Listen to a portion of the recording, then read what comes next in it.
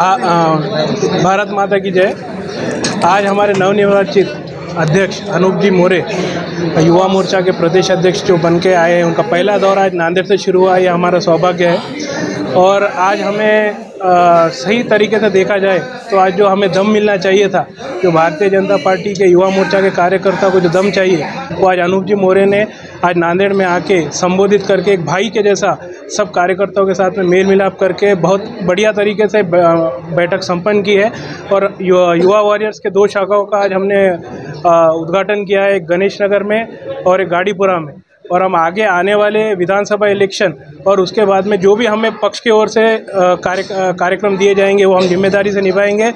और हमारे अनूप जी दादा मोरे, इनके मार्गदर्शन और आशीर्वाद से हम एकदम डट के काम करेंगे। युवा मोर्चाचे प्रदेशाचे नवनिर्वाचित अध्यक्ष अनूप जी मोरे हे या ठिकाणी आले। त्यांच्या प्रमुख उपस्थितीमध्ये आणि पाठक जी आमचे प्रदेशाचे पदाधिकारी यांच्या प्रमुख उपस्थितीमध्ये या ठिकाणी युवा मोर्चाचा एक संघटनात्मक आढावा बैठक या ठिकाणी घेण्यात आलेली आहे। युवा मोर्चा नांदेडची अत्यंत सुंदर काम करतेच आहे, पण आगामी निवडणुकीच्या अनुषंगाने युवा मोर्चाला काही दिशा देण्याचं काम, मतदार नोंदणीचं काम, बूथवरती बूथ सक्षम करण्याचं काम आणि काही व्यूहरचना या निमित्ताने माननीय अध्यक्ष यांच्या माध्यमामधून युवा मोर्चाला या ठिकाणी देण्यात आलेला आहे। आपण आगामी विधानसभेमध्ये निवडणुकीसाठी इच्छुक आहात का, लढणार आहात का? मी भारतीय जनता पार्टीची एक पदाधिकारी आहे।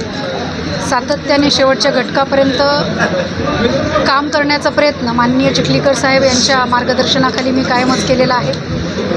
प्रत्येकजण इच्छुक असतोच, पण पक्ष योग्य वेळी आपल्या कामाची दखल घेऊन निश्चितच त्यांना न्याय देण्याचं काम करत असतं। त्यामुळे निश्चित जर इच्छुक आहात का हा प्रश्न असेल तर मी इच्छुक आहे, पण शेवटी पक्ष निर्णय हा माझ्यासाठी शिरस्थान असेल। ताई, आपण कंधार लोहासाठी इच्छुक आहात का भोकर मतदारसंघासाठी इच्छुक आहात? तो पक्ष सर्वस्वी निर्णय घेईल। धन्यवाद। आमच्या सगळ्या युवकांनी, भारतीय जनता पार्टीच्या सगळ्या युवा मोर्चा पदाधिकाऱ्यांनी शेवटच्या माणसापर्यंत जाऊन भारतीय जनता पार्टीचं चिन्ह, भारतीय जनता पार्टीचे विचार आणि भारतीय जनता पार्टीने जे लोकसेवेचं काम केलेलं आहे ते शेवटच्या व्यक्तीपर्यंत पोहोचवण्याचं काम आमच्या युवा मोर्चा पदाधिकाऱ्यांनी केलं पाहिजे।